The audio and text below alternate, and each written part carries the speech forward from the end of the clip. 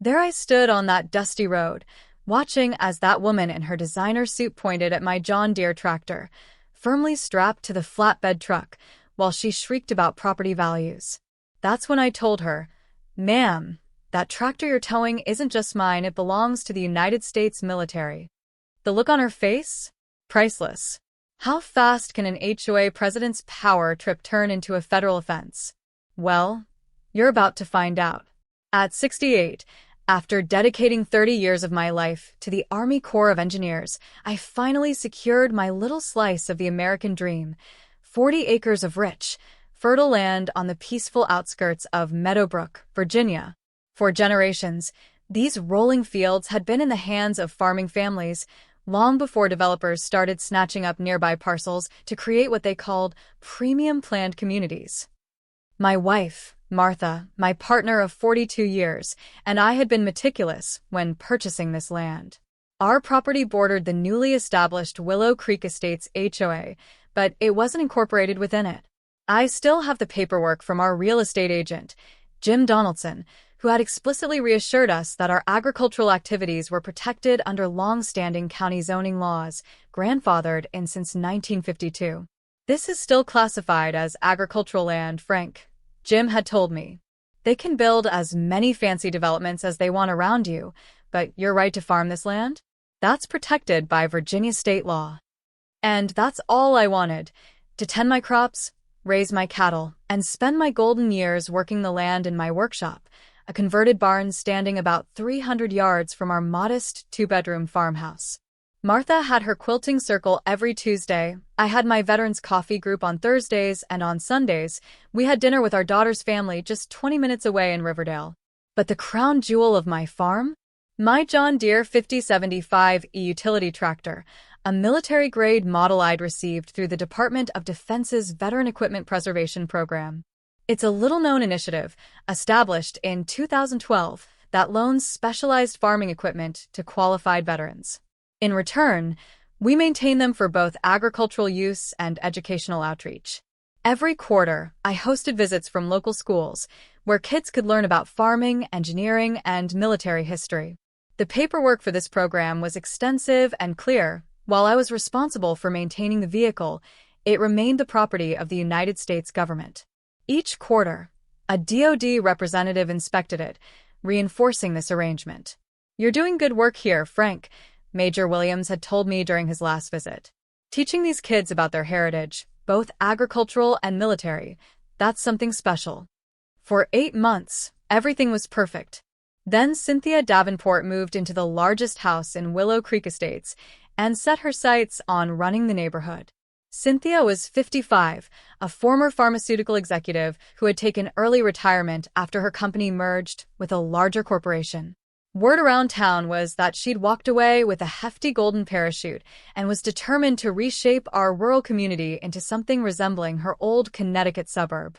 Her campaign for HOA president was aggressive: professionally printed yard signs, glossy pamphlets, and a slogan that made my neighbor, Bob Watson, shake his head.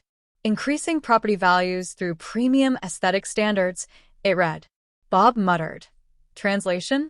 "Make this place too expensive for the locals who've been here for generations."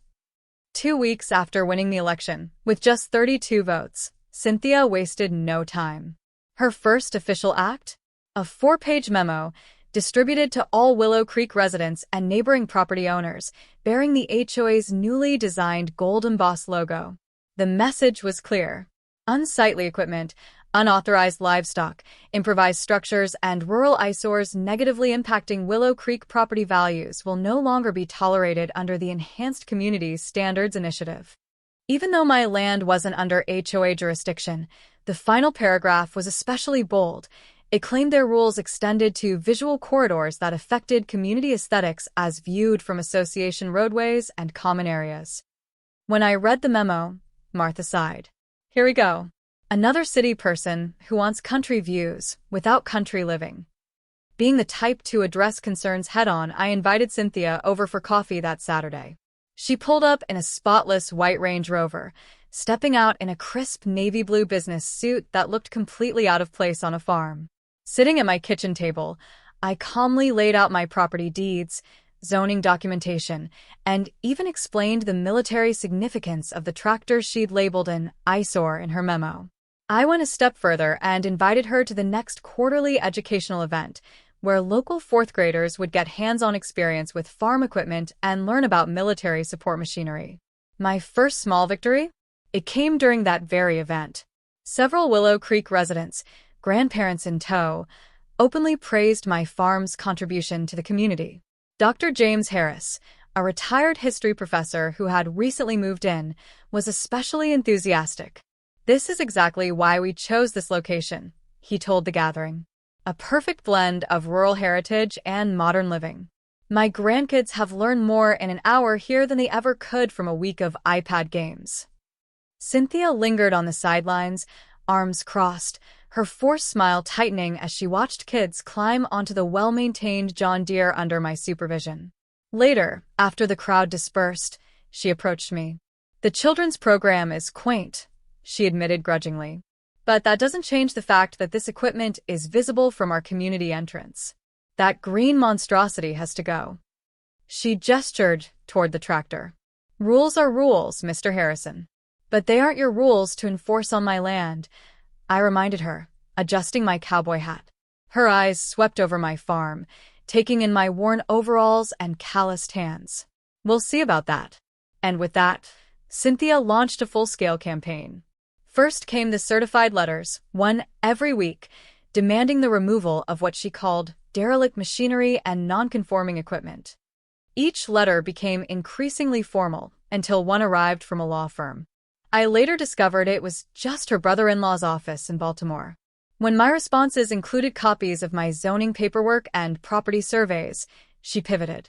Suddenly, my 7 a.m. tractor work was a nuisance noise violation. Then came the county zoning inspector, Miguel Sanchez, sent after she filed a formal complaint. But instead of issuing violations, he spent 2 hours admiring my setup. "Mr. Harrison, this farm is exactly what our county aims to preserve," he told me, taking photos of the John Deere. "In fact, I'd love to feature this in the Historical Society newsletter." Before he left, he handed me his card, with his personal number on the back, "just in case you have any more misunderstandings." That only made Cynthia double down.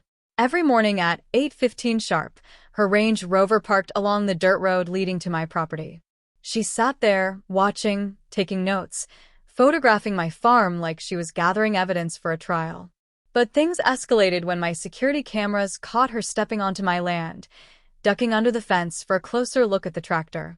That was the last straw. When Sheriff's Deputy Thomas Cooper reviewed the footage, he paid Cynthia a visit. Later, at my veterans coffee group, he chuckled. She tried claiming she was in an easement. Had to explain the difference between that and trespassing.